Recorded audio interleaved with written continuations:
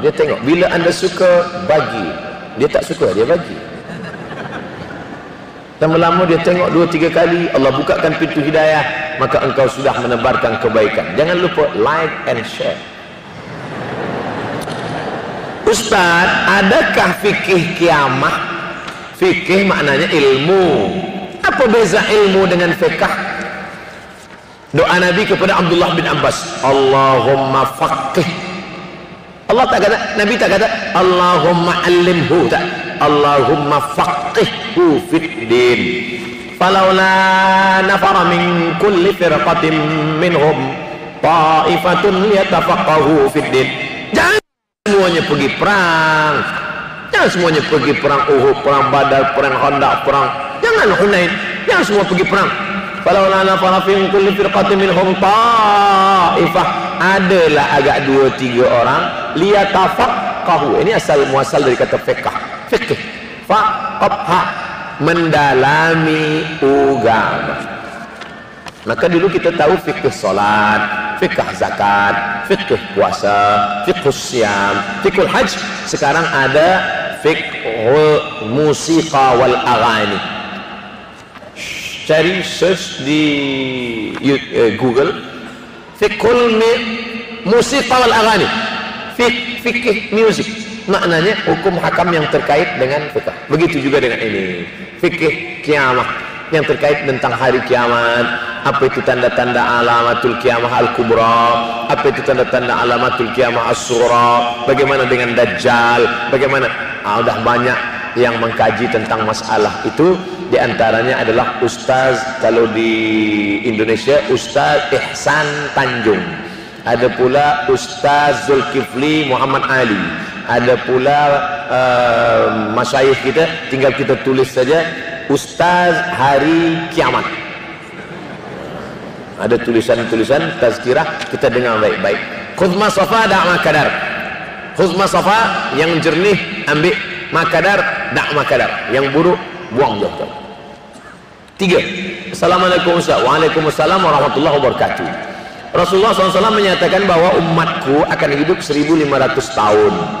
Benarkah setelah kematian Dajjal Nabi Isa akan mengamankan dunia selama 40 tahun? Selepas itu akan berlakunya kiamat. Sekiranya sekarang 1440 Hijrah, kalau ikut perkiraan yang jahil ini, Dajjal akan turun lebih kurang 20 tahun lagi. Mohon pencerahan dari Ustadz yang dimuliakan Allah. Saya diminta untuk datang pertemuan bersama Habib Omar bin Hafiz tahun lepas, daripada kharijin alumni Darul Mustafa Hadramaut Tarim. Saya bersama Habib Jindan, Habib Omar bin Hafiz, kemudian saya untuk Mr. Ceremony.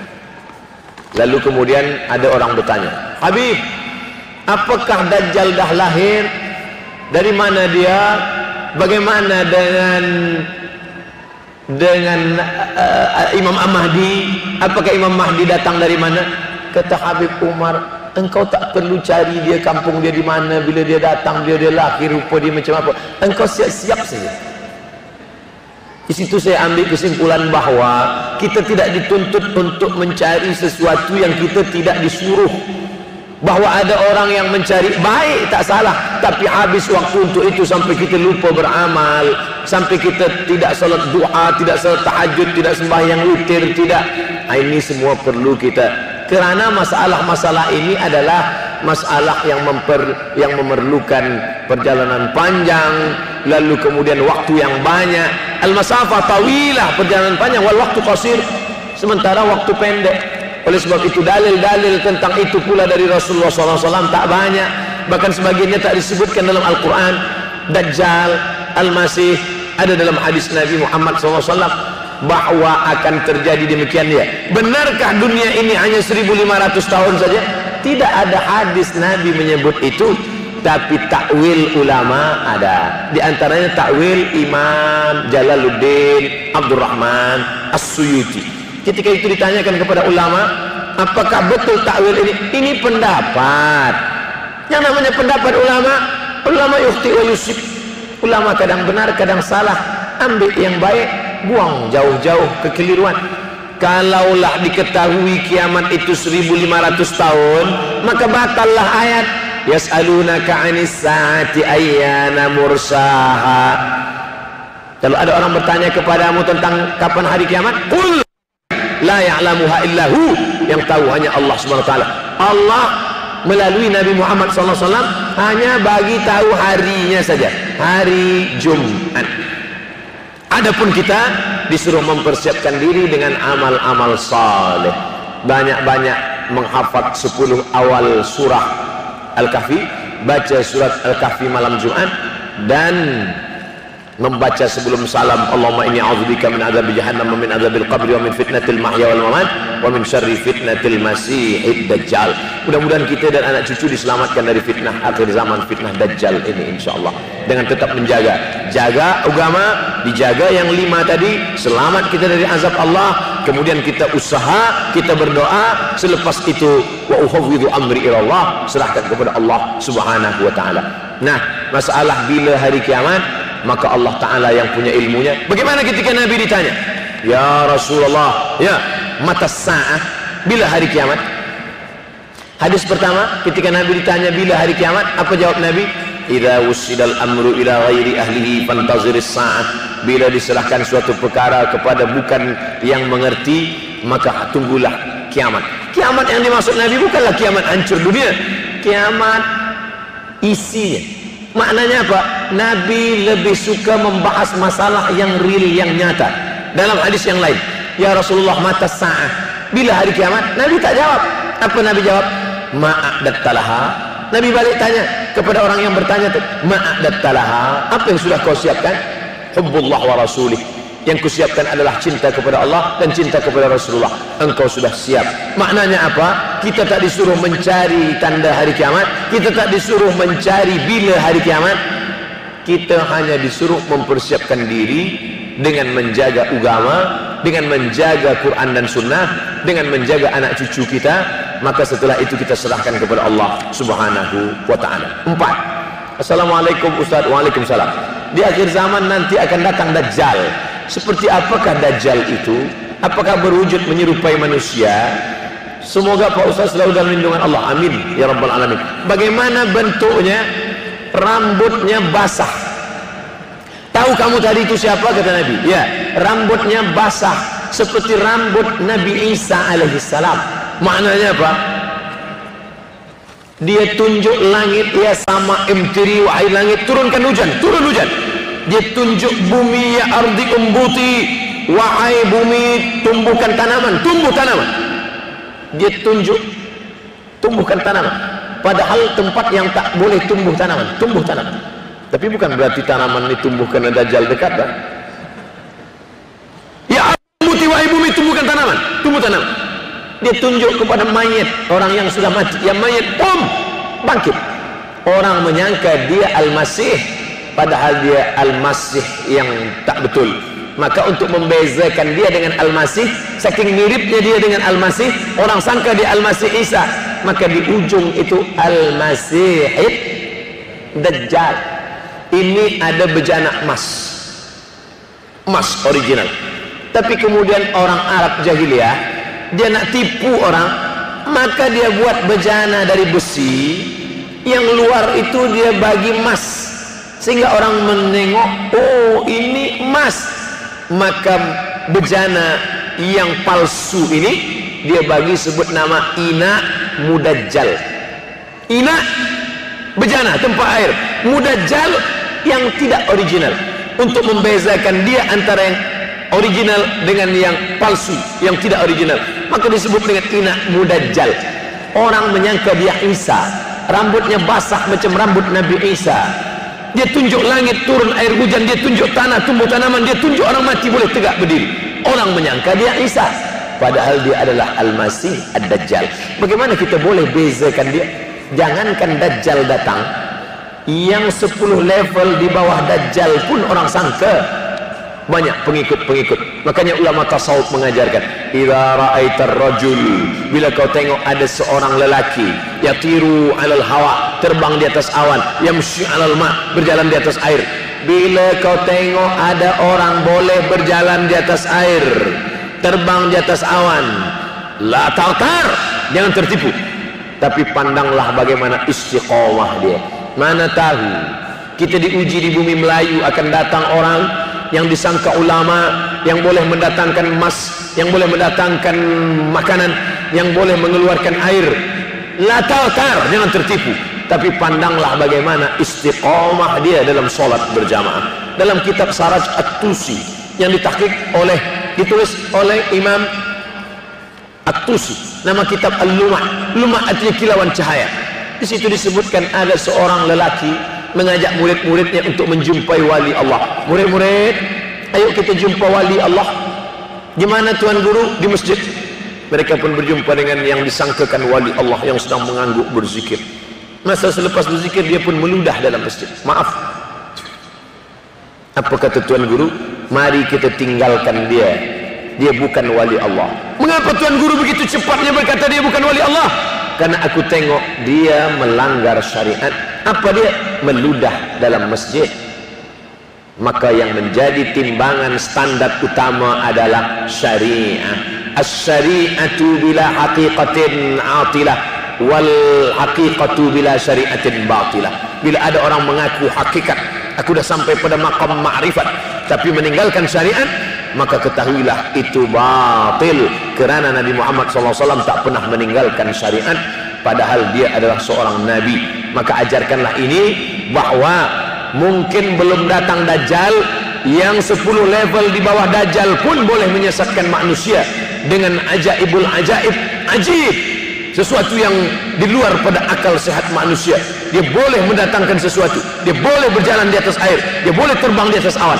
La tartar, jangan tertipu, tapi pandanglah bagaimana istiqomahnya dalam menjalankan sholat berjamaah, dalam amar ma'ruf nahi mungkar, dalam memegang syariat Allah Subhanahu wa ta'ala.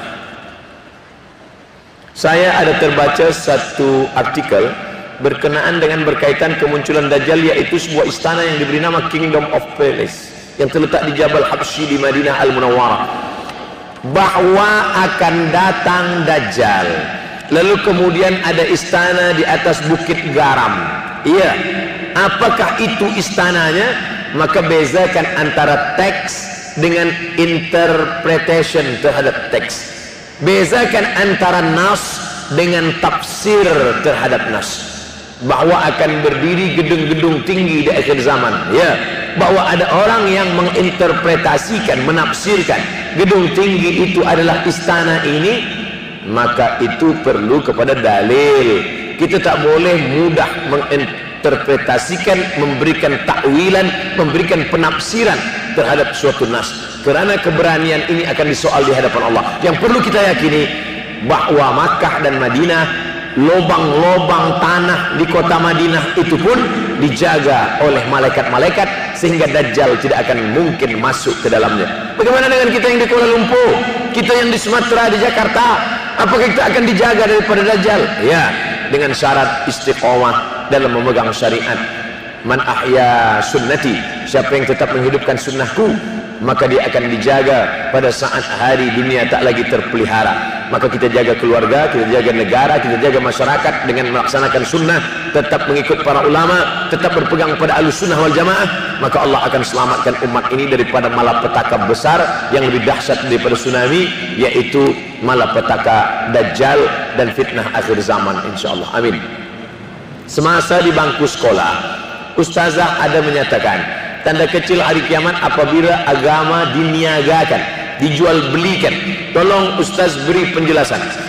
Yashtaruna bi ayatillah, memperjualbelikan ayat-ayat agama Allah, samanan qalila, dengan harga yang rendah. Kenapa orang yang menjual agama, ajaran, pendapat dengan dunia ini disebut dengan harga yang rendah, padahal dia mahal, padahal dia beribu berjuta ringgit? Kenapa disebut dia rendah? Kerana dibandingkan dengan akhirat. Duduklah engkau di tepi sungai, celupkan ujung jarimu ke dalam lautan, lalu kemudian angkat, falyanzur bima yarji, pandang baik-baik. celupkan ujung jarimu ke dalam lautan, tarik ke atas, jangan takut air ini nanti saya minum. Celupkan ujung jarimu ke dalam lautan, lalu engkau tarik ke atas, tengoklah yang setitik itulah dunia, sedangkan yang luas samudra itulah akhirat. Oleh sebab itu orang yang menjual agama, keyakinan dengan dunia, sehebat apapun, sebesar apapun, maka itu hanyalah setetes. Maka jangan sombong. Bila engkau kaya, yang engkau dapat itu hanya setetes. Bila engkau susah, kesusahanmu itu pun hanya setetes saja. Dunia ini tak banyak, saudaraku. Hanya satu sayap nyamuk yang hina, hanya satu sayap lalat yang tak ada harga. Maka jangan kau jual keyakinanmu, jangan kau jual tazkirahmu, jangan kau jual fatwamu, jangan kau jual hikmahmu hanya dengan kerana dunia. Karena dunia ini tak banyak. Bila kau dapat hanya setetes, jangan sombong. Bila tak dapat pun yang tak dapat hanya setetes, jangan putus asa. Ada yang lebih besar yang disediakan Allah Subhanahu wa ta'ala. Setuju? Assalamualaikum Ustaz. Sampai berapa nih Ustaz? Sampai 8 saja, sabar. Saya dari Kampung Pandan Dalam ingin bertanya, malapetaka seperti gempa, tsunami, fenomena cuaca yang merubah bentuk muka bumi yang menghijau di negeri Arab, juga pembangunan di mana terbinanya gedung-gedung tinggi pencakar langit, adakah ini menunjukkan kita sudah menghampiri akhir zaman? Ya, hadis-hadis tentang zalazil, banyak bumi yang bergoncang. Saudara-saudara kita baru saja balik daripada Palu, menengok bagaimana tanah 10 meter ke bawah boleh berjalan. Dia sapu 40 hektar rata dengan tanah. Di atas tanah itu tegak bendera. Saya juga balik daripada Palu, bendera. Saya tanya, Tuan, ini kenapa banyak bendera? Di bawah itu ada jenazah yang tidak boleh terselamatkan. Artinya apa? Salah satu di antara dekatnya hari kiamat banyaknya zalazil. Lalu bagaimana pula dengan hijaunya?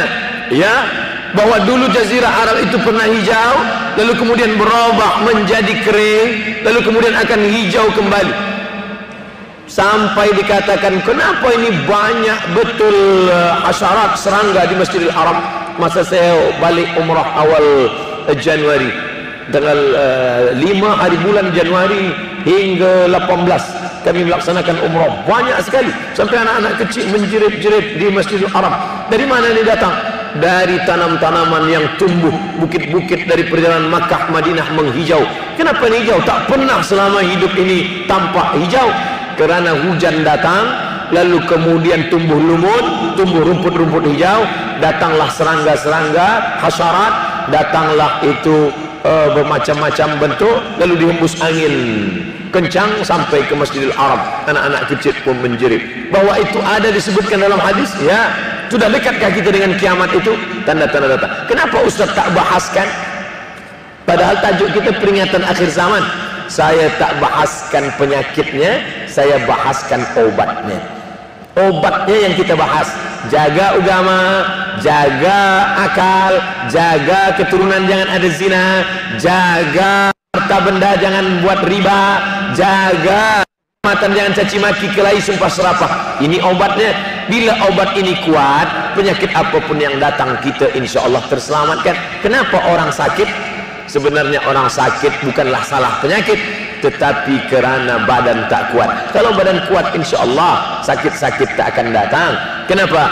Kekuatan inilah yang mesti kita jaga. Lalu bagaimana dengan tegaknya gedung-gedung tinggi? Ini Ka'bah. Ka'bah dijaga oleh dua bukit, Jabal Qu'ayqi'an dan Jabal Abi Qubais. Kata Imam Sun'ani, bila ada gedung melebihi tingginya Jabal Abi Qubais, maka kiamat dah dekat. Sekarang jangankan lebih tinggi dari Jabal Abi Qubais, Jabal Abi Qubais itu pun diratakan sehingga tiada wujudnya lagi, kalaupun ada hanya setengah saja. Maka yang dikatakan para ulama dulu sudah terjadi saat ini. Takutkah kita? Cemaskah kita? Balik dari sini lalu kita tinggalkan office, tinggalkan semuanya hanya berzikir saja. Saya tak ingin kita membahas hari kiamat lalu kita putus asa. Saya tak ingin lepas tazkirah lalu kemudian produktiviti Malaysia menjadi turun. Sebab apa? Sebab tazkirah Ustaz Samad. Besok pagi orang tak lagi masuk office. Kenapa tak ada orang ke office? Semua dah hasil solat duha berzikir tunggu kiamat. Bukan itu yang nak kita inginkan. Kita makin bersemangat bekerja, kita semakin bersemangat beribadah, karena yang kita inginkan adalah dunia ini tetap kita jaga. Dengan tetap menjaga menjadi kuat, maka insya Allah penyakit-penyakit ini tak akan datang. Kalaupun kiamat terjadi, kita terselamatkan dari fitnah akhir zaman. Terakhir, last, mengapa orang Yahudi tak menerima Nabi Muhammad SAW sebagai Nabi terakhir? Saya telah mendengar pandangan seorang padri Yahudi mengatakan, akhir zaman akan muncul apabila semua keadaan telah aman semua, orang telah kaya, tidak ada orang miskin. Waktu itu Nabi akhir zaman akan muncul. Apa jawaban Pak Ustaz? Ada buku yang amat sangat baik, judulnya Tarikh Ad-Diyanah Al-Yahudiyah, sejarah agama Yahudi.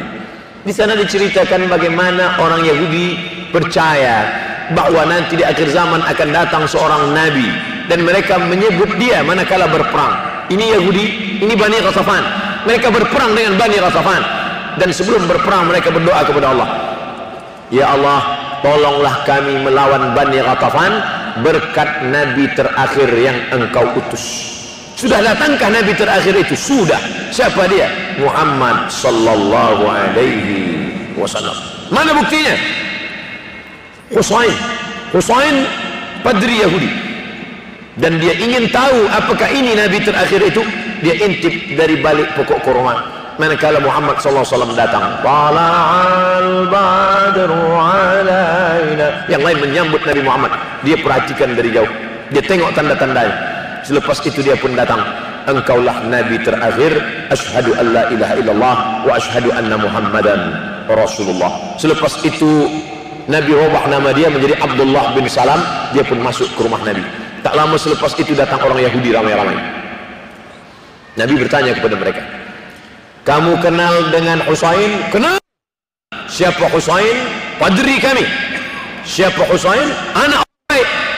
Husain adalah orang baik, anak orang baik, keturunan orang baik. Apa kata Nabi? Husain sekarang ada dalam rumahku dan dia sudah Islam. Apa pendapat kamu? Husain orang paling jahat, anak paling jahat, datuk nenek moyangnya orang jahat, dan dia adalah paling jahat di dunia. Kenapa Husain masuk Islam? Kenapa mereka tidak? Karena Husain melepaskan dari segala kepentingan. Sedangkan yang ini masih inginkan kekuasaan, masih inginkan harta benda. Bila aku masuk Islam, nanti aku akan susah, aku akan miskin. Alladzina atainahumul kitab, mereka yang kami berikan Taurat dan Injil, ya'rifunahu kama ya'rifuna abna'ahum. Mereka mengenal Muhammad SAW sebagaimana mereka mengenal anak kandung mereka sendiri. Nauzubillah, accident, terjadi musibah, hancur muka anak. Lalu kemudian seorang ayah dan bunda datang ke hospital. Kami nak tengok anak kami, betulkah dia yang kena accident? Nauzubillah. Belum buka wajahnya dah tahu ini anak kami. Dari mana? Dari jari kakinya. Buka jari kaki, iya, ini memang anak saya. Dari mana puan tahu? Dari mana tuan tahu? Ini kaki anak kami. Mereka kenal Muhammad SAW lebih daripada anak kandung mereka sendiri. Mana bukti? Ketika Nabi Muhammad SAW dibawa oleh Abu Talib menuju Busra, negeri Syam. Sebelum sampai ke sana, mereka berhenti sejenak. Lalu Bahira keluar. Bahira keluar daripada tempat suci. Bahira seumur hidup tak pernah keluar, dia hanya beribadah saja. Tapi hari itu Bahira datang. Apa kata Bahira? Bertanya kepada Abu Talib, ya rajul, wahai lelaki, siapa anak kecil ini? Kata Abu Talib, ini anakku, hadha ibni.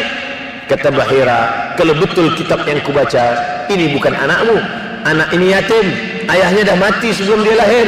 Kenapa?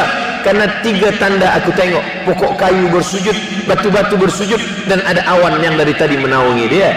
Tersenyum Abu Talib, ini memang bukan anakku, ini adalah anak saudaraku. Karena orang biasa berkata anak saudara itu anak kita juga, anak saudara anak kita, rumah saudara rumah kita, tapi bini dia bukan bini kita. Ini siapa? Ini anak saya. Itu kan bukan anak ustaz, itu kemana kan ustaz, anak saudara. Udah macam anak saya.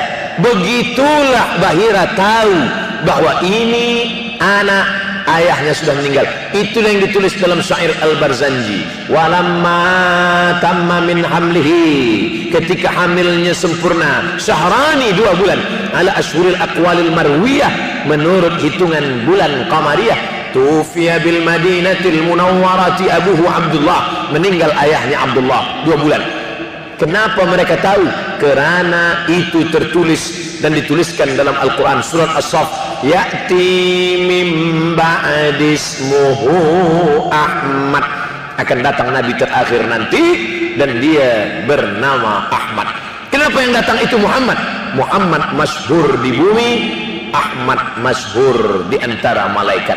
Ahmad dia, Muhammad dia, Toha dia, Yasin dia, Al-Fatih dia, Al-Khatim dia. Al-Fatihu lima ughliq wal khatimu lima sabaq, nasirul haqqi bil haqq, yahdi ila siratikal mustaqim. Dialah Al-Aqib, dialah Al-Hasir, huwa Ahmad, huwa Muhammad, huwa Taha, huwa Yasin, huwa Khatim, huwa Al-Fatih, huwa Al-Aqib, huwa Al-Hasir, huwa Al-Hami. 99 ini nama-nama, tapi dia juga adalah Muhammad sallallahu alaihi wasallam. Kenapa mereka tak beriman? Karena mereka berkeyakinan yang datang itu keturunan Ibrahim, tapi dari jalan nasab Ishak. Ibrahim punya anak Ishak, Ishak punya anak Yakub. Yakub nama lain daripada Yakub Israel, maka anak cucu Yakub disebut dengan Bani Israel. Yakub punya anak Yusuf, Yusuf punya saudara lelaki bernama Yahuza. Cucu cicit keturunan Yahuza disebut dengan Yahudi. Mereka ingin Nabi terakhir itu keturunan Ishak, Yakub, Yahuza. Sedangkan yang lahir terakhir ini Muhammad SAW, anak Abdullah, anak Abdul Muttalib, anak Hashim, anak Qusay. Qusay lah yang membina Darun Nadwah di kota Makkah Al-Mukarramah. Cucu cicit keturunan daripada Adnan, Adnan keturunan daripada Ismail, Ismail anak daripada Ibrahim alaihissalam. Falamma ja'ahum ma arafu, ketika mereka didatangi, ketika datang orang yang mereka kenal itu, kafaru bih, mereka pun kafir dan ingkar. Padahal beza mereka hanya 2 simpang saja, satu simpang Ishak, satu simpang Ismail. Mereka tak percaya. Bagaimana dengan kita orang Melayu? Andailah orang Melayu tak nak beriman kecuali dengan Nabi Melayu. Aku tak nak Nabi seorang Arab, ingin Nabi yang Melayu, pakai baju Melayu, pakai songket Melayu. Aku Abdul Somad, saya Abdul Somad, tak pernah mempermasalahkan apakah dia datang dari Arab, apakah dia dari Quraisy. Yang penting aku bersyahadat asyhadu an la ilaha illallah wa asyhadu anna Muhammadan Rasulullah. Islam, makna Islam istislam, makna istislam al-inqiyad wa ta'ah, patuh dan taat. Datang dia sami'na wa ata'na. Hari ini semua bumi Melayu bersyahadat, semua mengalahkan Egypt, Mesir. Sampai hari ini Mesir masih ada lagi yang tidak Islam, Arab tapi tidak Islam. Jordania Muslim, tapi Irak masih ada lagi Maronit. Mesir masih ada lagi Koptik, tapi kita bumi Melayu, kalau sudah disebut Melayu adalah Islam. Melayu tanpa Islam hilang me-nya, tinggal layunya saja lagi. Oleh sebab itu kita bangkitkan izzah ini, kita bangkitkan kekuatan kita dengan tidak memusuhi orang lain. Orang Melayu adalah bangsa Muslim yang terbuka untuk segala golongan. Tuan boleh pergi ke Pulau Sumatera, tengok kampung Melayu Deli, Medan, North Sumatera Utara. Di sana ada nama Kampung Kling, karena ada tempat orang Hindu yang dibawa oleh Inggris masa dulu untuk memetik tembakau. Sampai hari ini masih ada. Di sana pula ada kampung nama Pecinan, tempatnya orang saudara kita daripada Chinese, Tionghoa, masih ada tegak berdiri. Orang Melayu Muslim adalah orang yang menebarkan kedamaian. Wa ma arsalnaka illa rahmatan lil alamin. Terbuka, kita tak pernah memusuhi orang lain. Kamu nak beramal, sila beramal. Wala ana abidun ma'abattum wala antum abiduna ma'abud lakum dinukum waliyadin. Kita seperti lebah. Bagaimana lebah? lebah itu tak pernah makan yang tak baik. Yang dimakan lebah itu hanya manis dari bunga-bunga. Sampai hari ini belum ada lebah guna dadah. Dua, yang keluar daripada lebah pula elok-elok saja, yaitu madu lebah. Kenapa saya minum madu penyakit gula diabetes saya? Yang salah bukan lebah, tukang jual lebah campur gula. Yang ketiga, bahwa lebah hinggap di ranting, tak ada ranting patah. Sampai hari ini lebah hanya membuat sarang di kayu tualang yang besar. Tak ada lebah patahkan ranting. Lebah tahu ini sesuai, ini tak sesuai. Yang keempat, lebah jangan diganggu. Orang Islam jangan diganggu. Bila engkau ganggu sarang lebah, dia akan kejar engkau. Masuk pun engkau ke sungai, dia akan tumbuh. Bila kau tak bernafas, engkau tarik nafas, di situ dia guna. Kepala engkau akan bengkak. Hati-hati dengan lebah. Dan lebah ada senjata satu saja. Di ekor lebah ada satu senjata. Lebah tahu, bila aku dah guna ini aku akan mati. Sengatan lebah diguna sekali seumur hidup. Dan kalau dia sudah pakai, orang akan kena, dia pun akan mati. Bagi lebah, lebih baik berputih tulang daripada berputih mata. Ini tak betul juga, sebab lebah tak bertulang. Bagi lebah, lebih baik mati, tapi mati syahid, iskariman au mut syahidan. Oleh sebab itu berhati-hati. Masalul mu'minin kamasalin nahli, perumpamaan orang-orang beriman seperti lebah. Lebah, kita gunakan filosofi ini dalam kehidupan kita. Mudah-mudahan kita selamat di awal zaman, selamat pula di akhir zaman, insyaallah. Amin ya rabbal alamin. Ala hadhihi niyyah wa kulli niyatin salihah.